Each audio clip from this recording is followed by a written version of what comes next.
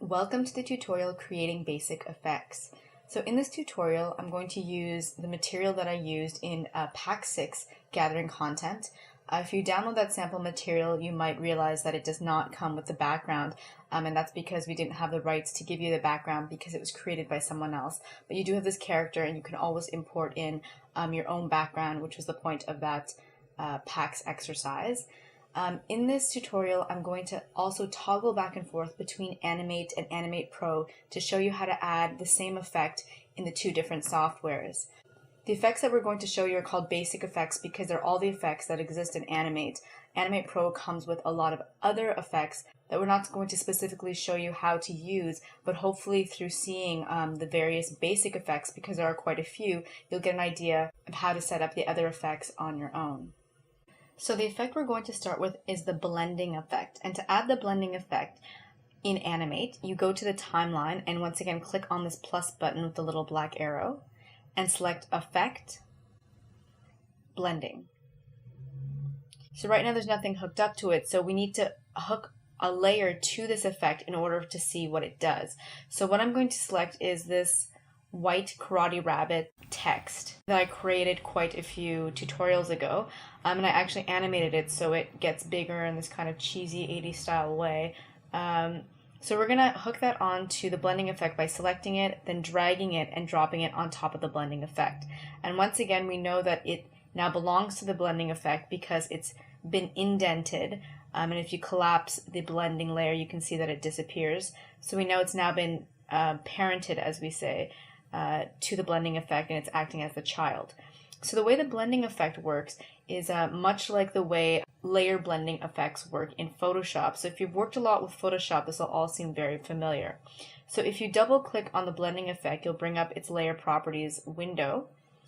And you'll notice that there are two different types of blend modes. There's the regular blend mode and the SWF blend mode. So to see any of these effects work, you have to be in the render view mode, which is this one right here. So let's go there to see a preview.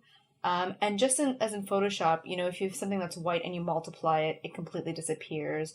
If you show the difference, you kind of get this cheesy 80s style look again where it's overlapping with the shapes in the background. So you get the idea, though, specifically through this effect, that what's being done to this layer, because it's on the top of the layer stack in the timeline, affects all the layers beneath, because not only is it affecting the mountain, it's affecting this branch, it's affecting the sky.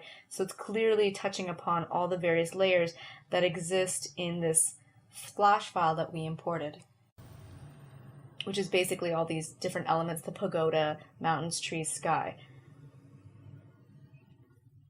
To preview these effects, because it's hard to scroll across and see them work, this one's not so bad, but you don't really see it smoothly because it's trying to render this effect. What you actually have to do is render a preview, and you do that by clicking on this button right here. It's telling me that some frames have already been rendered, and if I would like to render these frames again, and I would, just because I was practicing a bit. I already rendered this scene a few times. If it's your first time, you probably won't see this message, but if it's your second time rendering the same scene, you will, and you say yes because you want to see a render of any changes that you've made.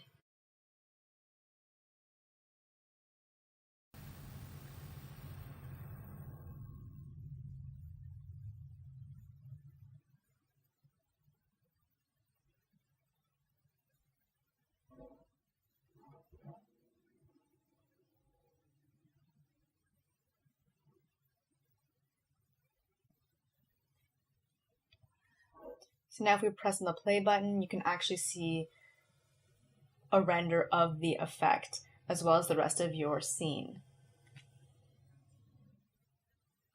The SWF blend mode works a bit differently. So let's double click on that. So let's bring our blend mode back to normal. And the difference is unfortunately with the SWF blend mode, no matter what changes you make, so if you select the exact same effect, you won't see it in either the render view or in the OpenGL view. You really have to render a preview to see the way that this effect works. So let's actually try overlay. It's actually quite a nice effect.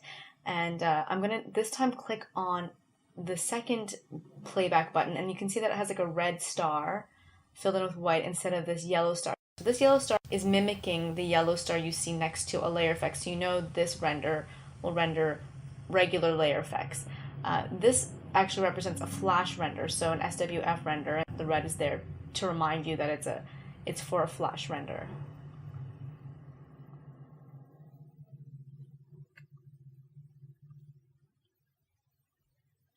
So this actually launches in a web browser.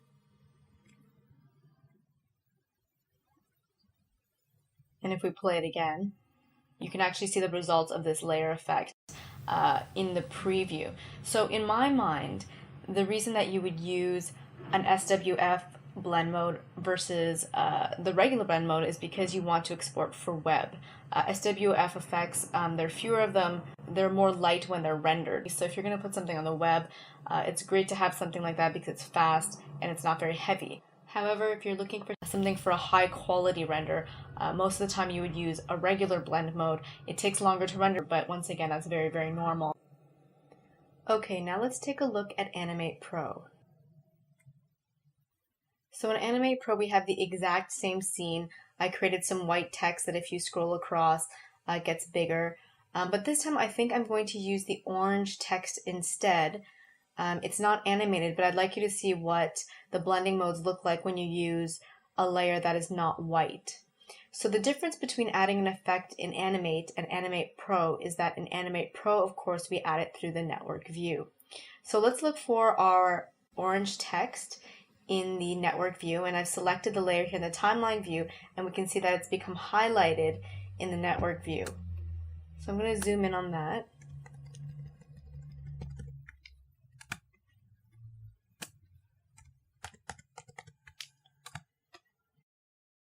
So we can see here that it says Karate Rabbit text orange.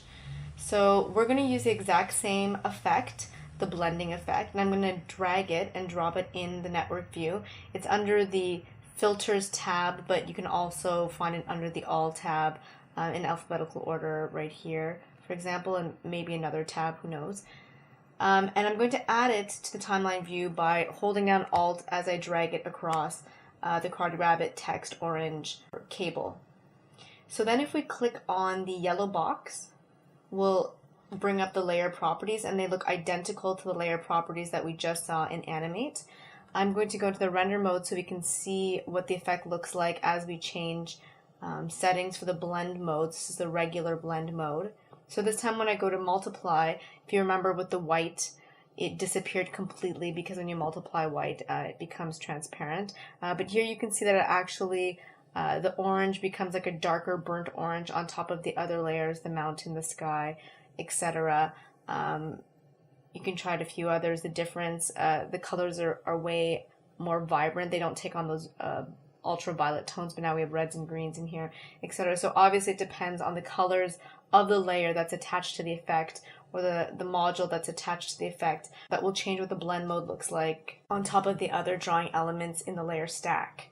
So everything else is exactly the same. If you want to do a render, you could use this render button here. If you selected an effect from the SWF blend mode, once again, you can render it using this button. So other than that, it's identical to what we just saw in Animate. Okay, now let's go back to Animate. So I'm going to open up another scene that'll be more appropriate to show you the next effects.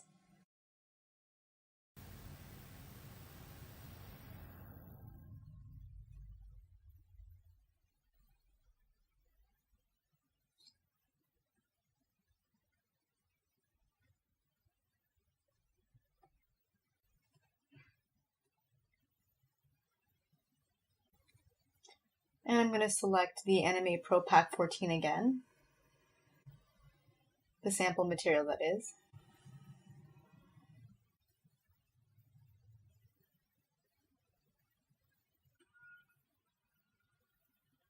Okay, so this error message is appearing because the Karate Rabbit cutout puppet was created in Animate Pro and not Animate.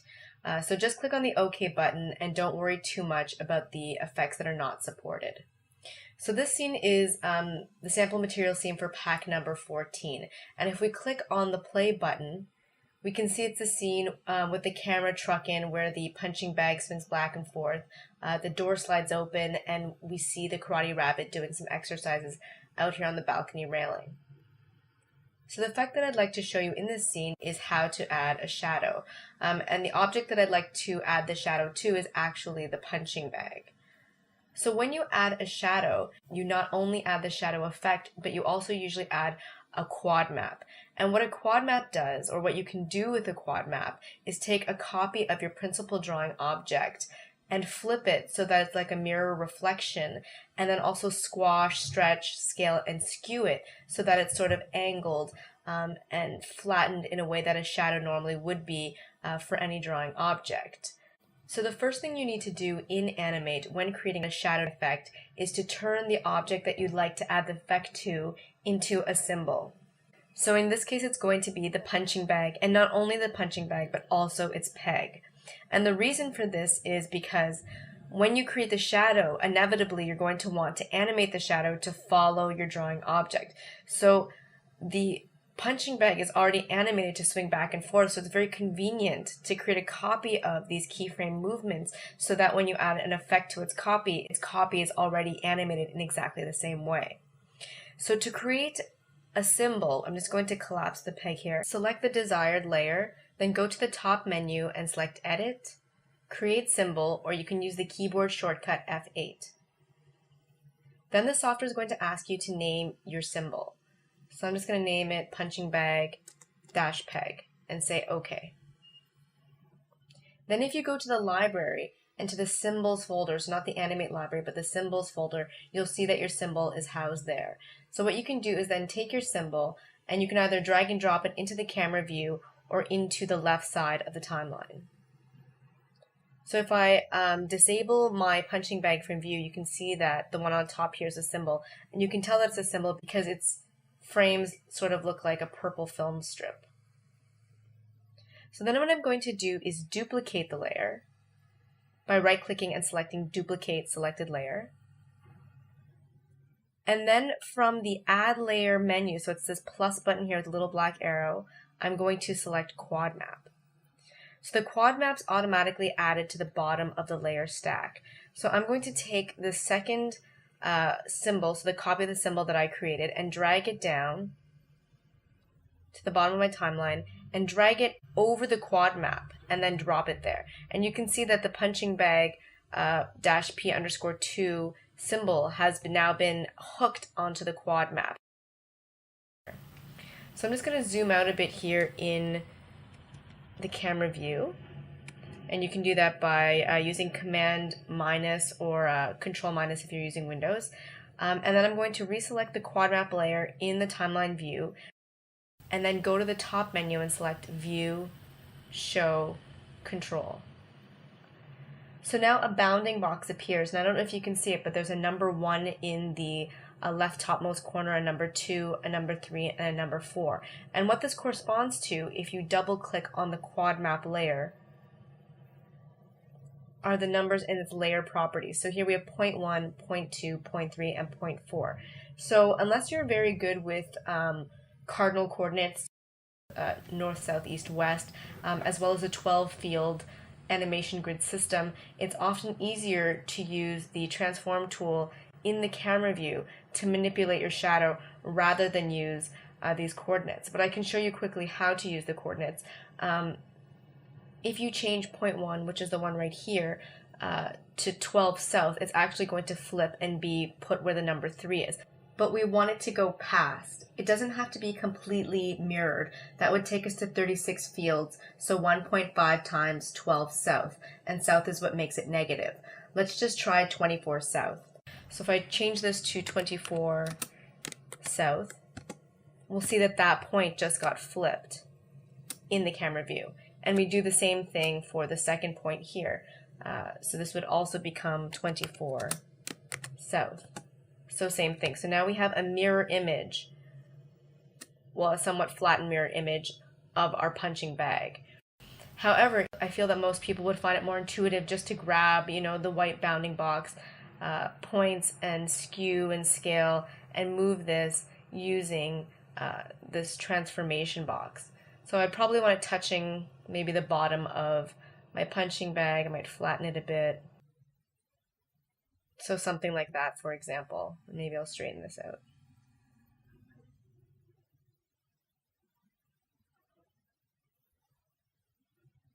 And you can see as I was moving these coordinates around that these fields, these function fields for each point in the layer properties now have some type of a function marked in each field. So I'm going to close that. And right now, if we go to the render view mode, which is how we're able to see all our effects, we'll see that a second version of the punching bag appears. But on top of this, what we'd like to do is we'd also like to make it gray and transparent and slightly blurry, in fact. So to do this, we have to actually add the shadow effect. So what I'm going to do is go back to my Add Layer button, and this time I'm going to go to the Effects menu and select Shadow. This time the shadow is added to the top here. So what I'm going to do is I'm going to collapse my quad map and then drag it to the top and drop it over the shadow effect. So now my quad map is hooked to my shadow, or parented to my shadow, and my punching bag peg is parented to my quad map. So right now it looks like it's the same color as it was before, but if we go into the render view mode, you'll see that it now becomes gray, transparent, and slightly blurry, exactly what we'd like to see.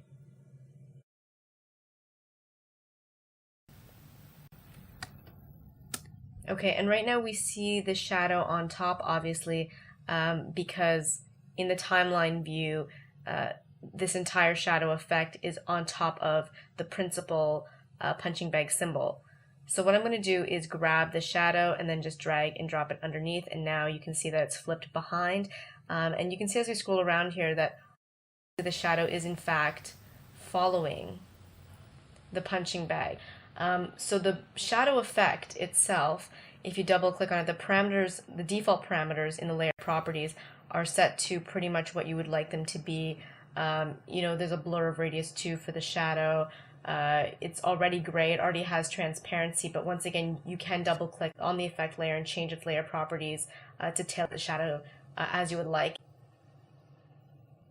So now I'm going to show you how to create the exact same effect in Animate Pro. So let's go back to Animate Pro, and I'm going to open the exact same scene.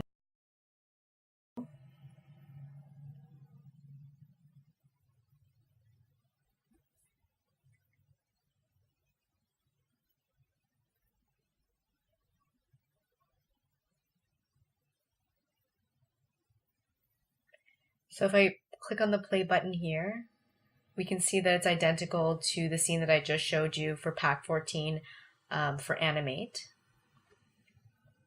So this time, if we want to add a shadow effect and a quad map effect to the punching bag, we're going to do it all in the network view. So first, let's bring all our elements together.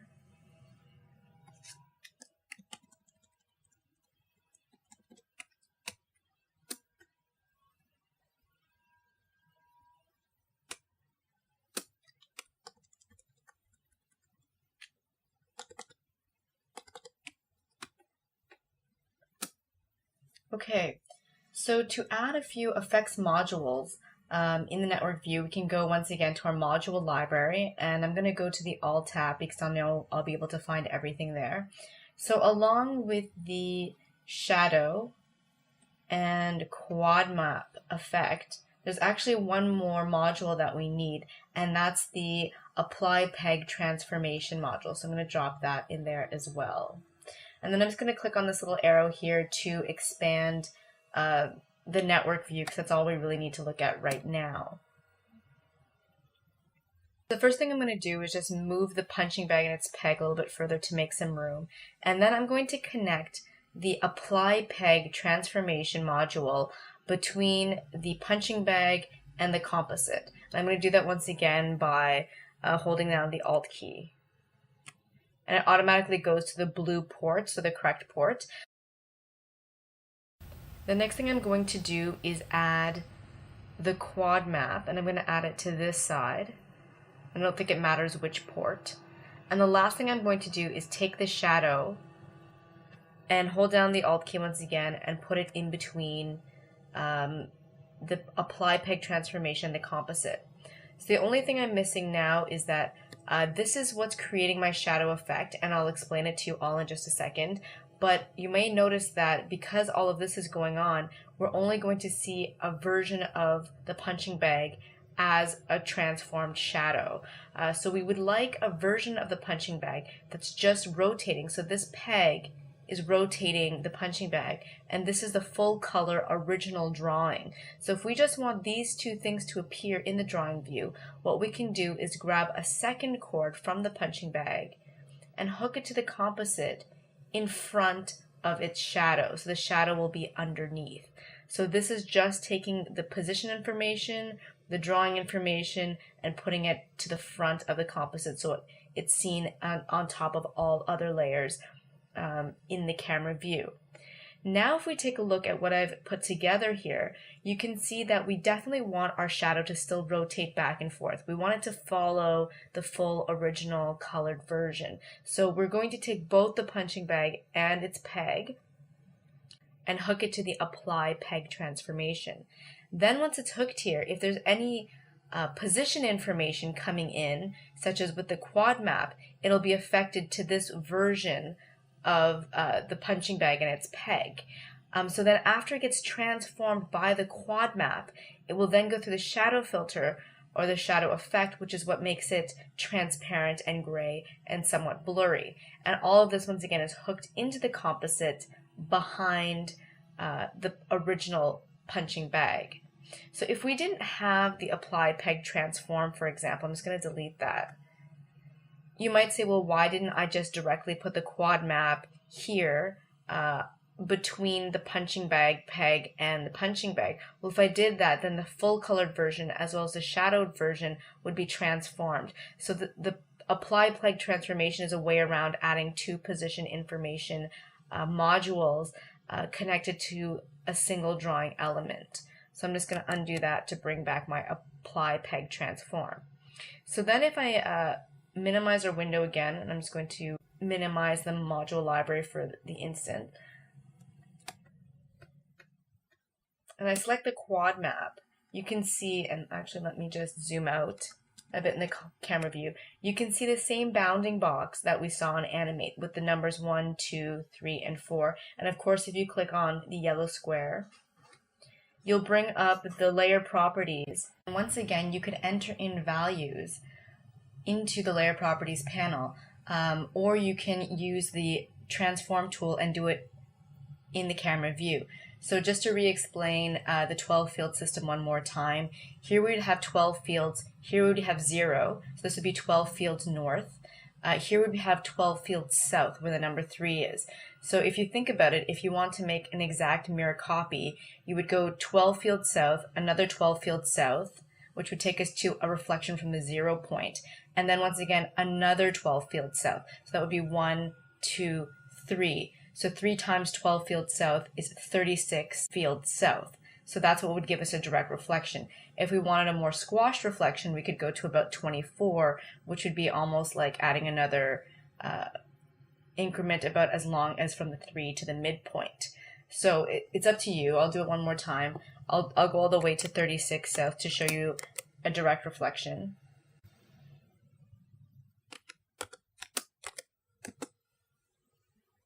And if we back up a bit here in the camera view, you can see that it's a mirror reflection. But now I'm just going to grab the corners or the white boxes of the bounding box and do it in the camera view, because for me that's more intuitive.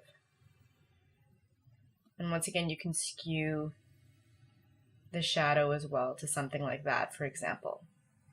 So I'm going to close the layer properties, and I'm going to reset the view by holding down Shift and M. And now if we click on the play button, you can see that the shadow is following once again. It's the color it should be, which is gray and transparent. So we've completed a successful effect. So the next effect I'd like to show you is how to add highlight and tone, and we're going to do that once again in a different scene. So let's save this scene. And actually, we're going to go back to Animate.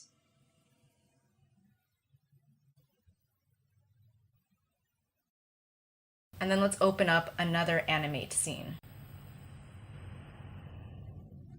So yes, we'd like to save.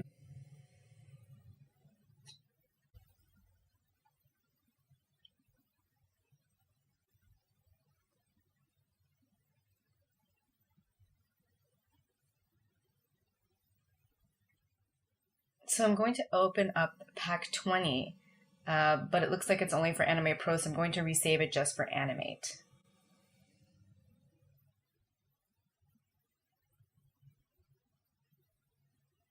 Okay, so it's telling me all these things are not working because this is, once again, for Animate Pro, not Animate, so I'm just going to say OK. And I'm going to save this scene.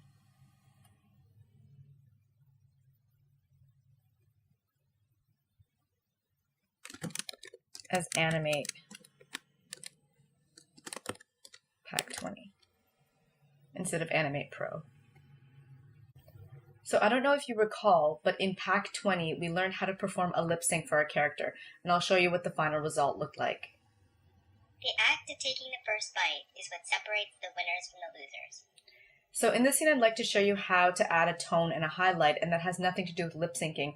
I just wanted a scene where we had a big version of the character's face so we could really see the tone and highlight as we block it in. So to create a highlight effect in Animate, we're going to once again go to our Add Layer button, scroll down and select Effect, Highlight. And we've effectively added a highlight effect. So you'll notice that the highlight effect has two parts, the highlight layer itself and a mask. So the layer that we want to attach to the highlight itself is easy. It's going to be the Karate Rabbit. However, the mask is going to be a new drawing layer that we're going to create, and that's going to be a section where we're going to add a drawing that has the area that we would like to apply the highlight to on the Karate Rabbit. Anywhere where there's an overlap, that's where that highlight is going to be performed, using the mask as a guide to let the effect know where to apply the highlight. So let's create a new drawing layer, and I'm going to name it Highlight Matte.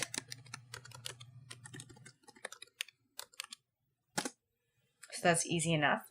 Then let's go to the drawing view, and I'm going to turn on the light table so that we can see the Karate Rabbit's face. So I'm going to scroll down and zoom in a bit. Like that. Then I'm going to go to the color palette. And we're in the rabbit's color palette right now. I'm going to scroll down. In one of the other tutorials, we used two indicator colors. So I'm going to select the green one right now. I believe it's semi-transparent. Yeah, the alpha has been lowered, so you can sort of see through it.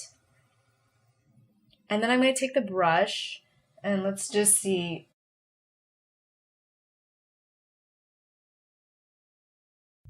How thick this brush is. It's not as thick as I'd like. Let's make it a little bit thicker. And what we're going to do is apply the zones for where we'd like the highlight to appear.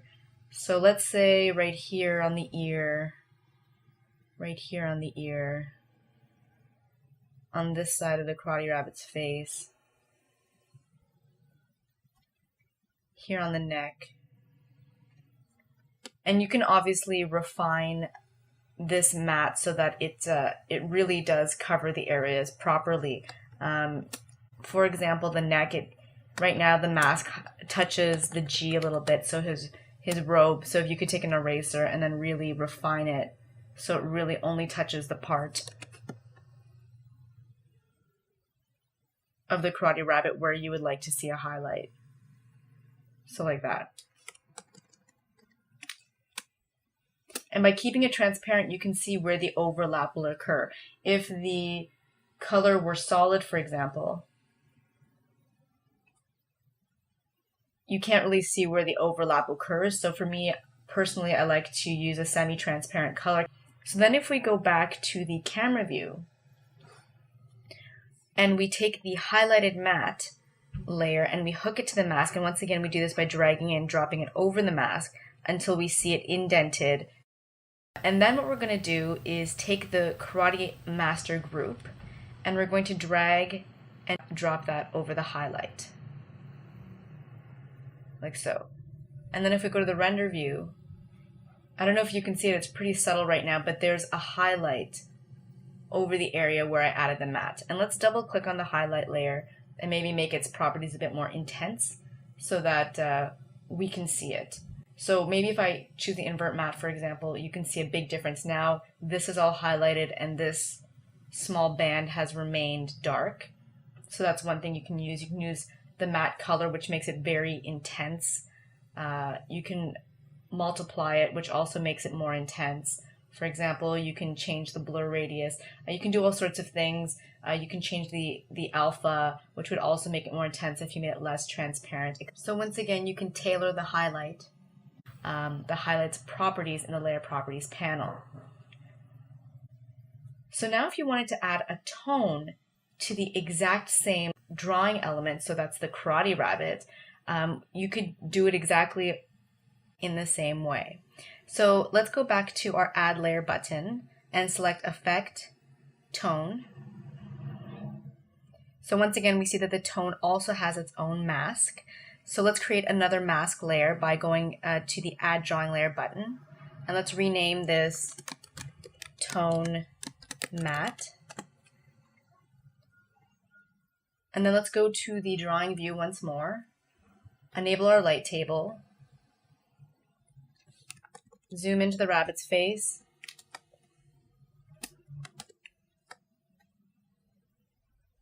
I'm going to use the same indicator color, and my brush has already been selected, and this time I'm going to put the shadow over here on this side.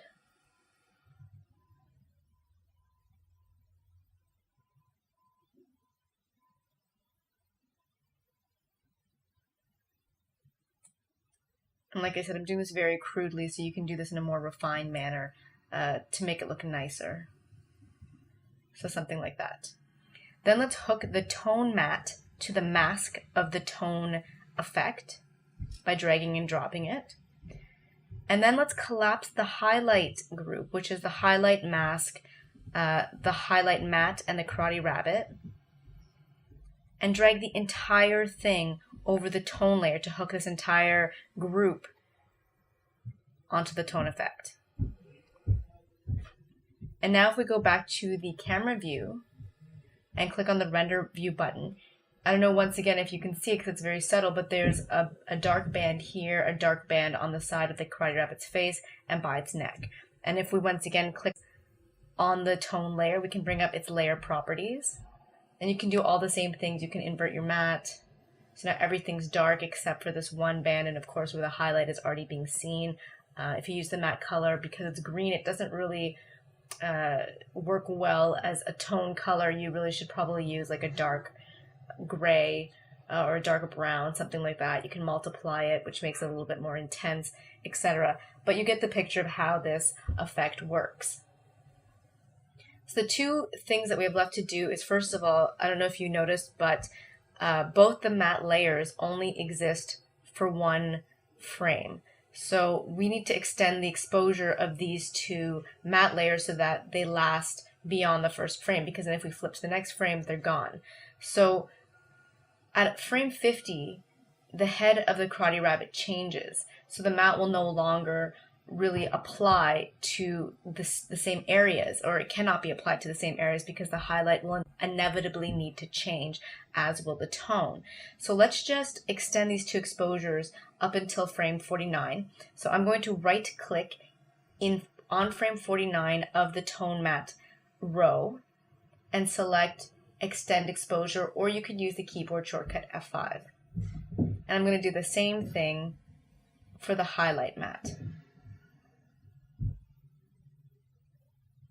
Okay, now we get to the problem of how to make the matte applicable for this head change. And it's actually quite easy.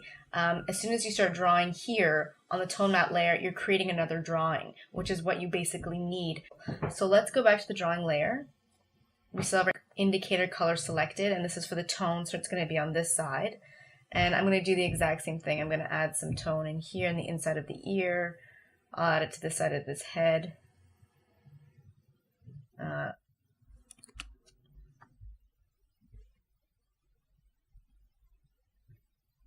And down by his neck. So now we have two different drawings on the same tone matte layer, which is needed for the mask for the tone effect. And I'm going to extend this exposure right till the end by doing the same thing, right clicking and selecting extend exposure. And we're going to do the same thing for the highlight layer. So our highlight will be over here. Once again, you can decide if this is not the proper place for a highlight. I'm just doing it quickly, like that. And we see the same thing, so it moves with the head change. And then I'm going to right click and select extend exposure. So now if we go back to the camera view and we click on the render button, you can see that for both these angles, the tone and the highlight remain. Okay, so now let's go to Animate Pro so I can show you how it's done in that software. So once again, we're going to open a new scene or a scene from another video tutorial.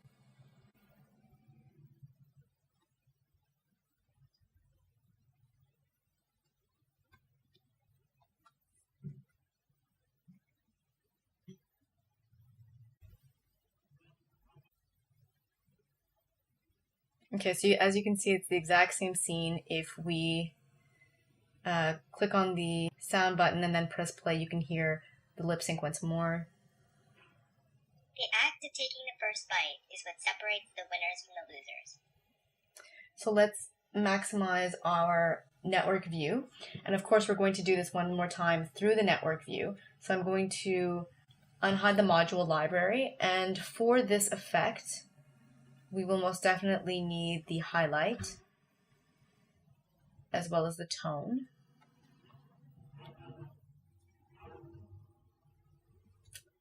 And as you can see, both the highlight and the tone have two blue ports.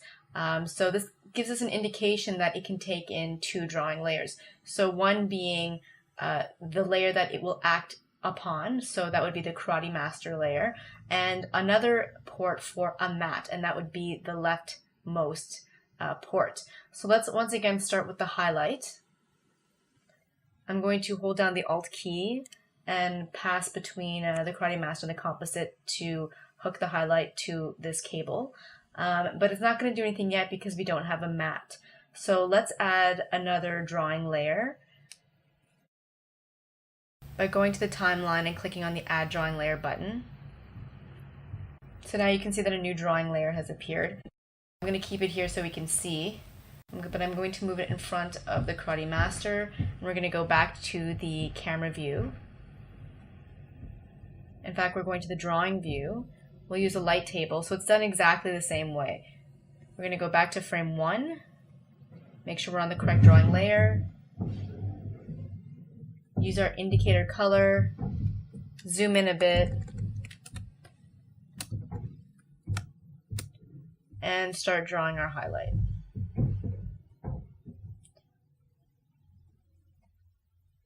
So this brush is quite big, so I might take it down a bit.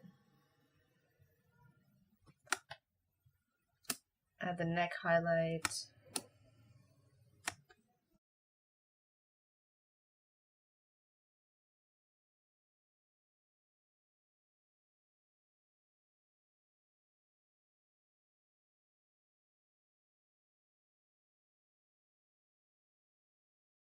And there we go. And this time, because we know better, let's extend this exposure to the 49th frame. So at least it goes that far. And let's rename this drawing as Highlight Matte, as we did in the other software. Okay, now let's go back to the network view.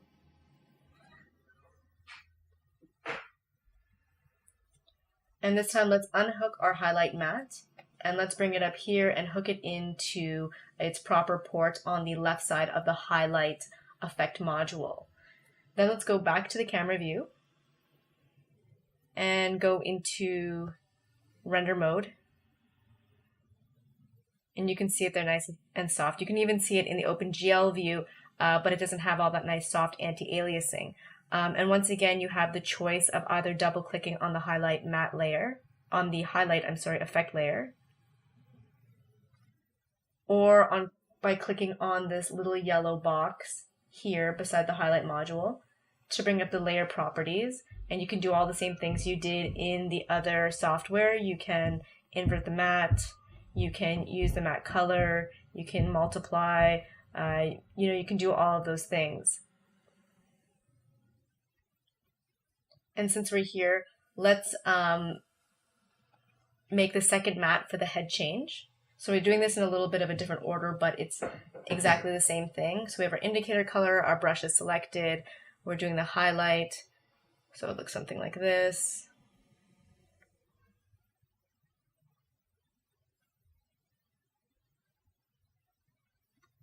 And we're going to extend our exposure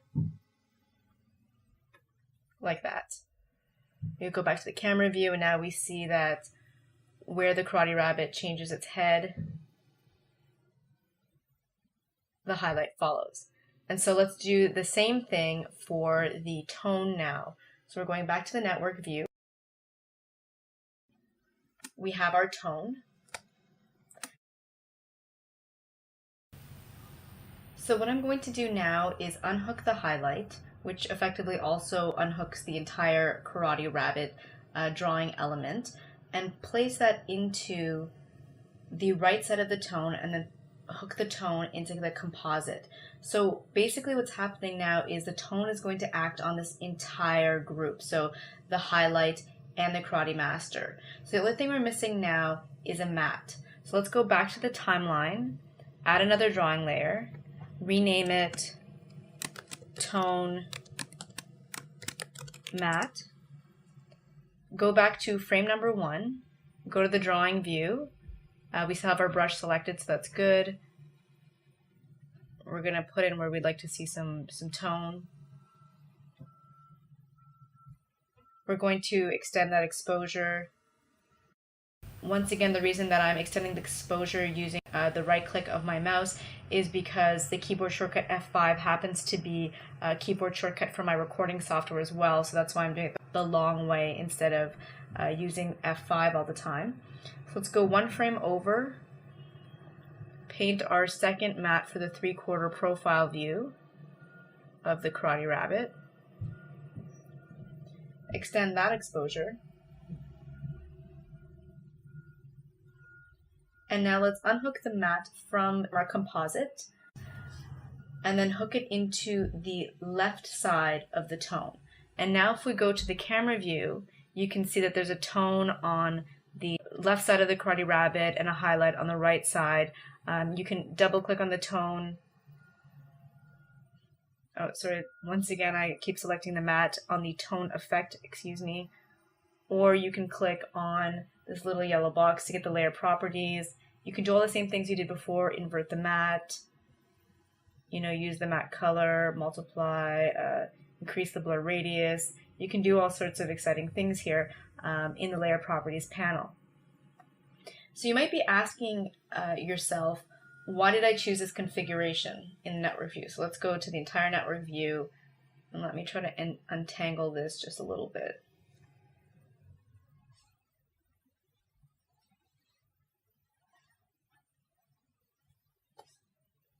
So that you can see it properly. I'll put that over there. Okay, so you might ask yourself, why didn't I just take the Karate Master, because you can pull out a second cable, and put it directly in the drawing port of the tone, instead of having the entire highlight group go through the tone first. So what I'm saying is, why didn't I just do this? Like that. If we go back to the camera view, you'll see why. all of a sudden the tone isn't there anymore. And the reason this is because there's actually 2 copies of the Karate Rabbit now going into the composite, and they're solid copies. They're not transparent copies. So because the highlight happens to be in front, we see it here, the highlight layer is now seen in the camera view because the solid Karate Rabbit with its highlight is in the camera view. If we swap the ordering, I don't know if you can see it. Let me make the tone, so you can see that the tone now is there, but the highlight isn't. And the reason that is because now the tone is in front. So a solid Karate Rabbit image with the tone now sits in front. So because you want both effects to act on the same solid object and not have one solid object in front of the other, you have to have the entire highlight group go through the tone.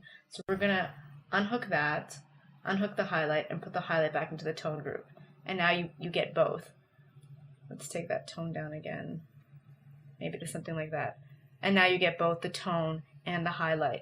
So that's the one hard thing about effects, is that it feels like there are multiple ways of doing things, but there's generally usually only one right way of doing something. And if something isn't working or effect isn't appearing the way you want, you really have to think about your network structure. And that's what's hard. There's no system you can follow. It's a bit creative, and you have to really understand the network view to be able to go out and do things on your own. But don't worry, because that comes with a lot of practice. And like I said, if you make that mistake, you really just go through your network and think about it. Like, what is happening if I have the Karate Master plugged in twice? And just experiment and unplug and replug, because it's not going to hurt your image in any way. So there are a lot more effects that I still need to show you, but I feel like this video has gone on for quite some time, so I'm going to break it up into 2 videos. So I'm going to end this video and call it Creating Basic Effects Part 1, and I'm going to tell you to stay tuned for Creating Basic Effects Part 2.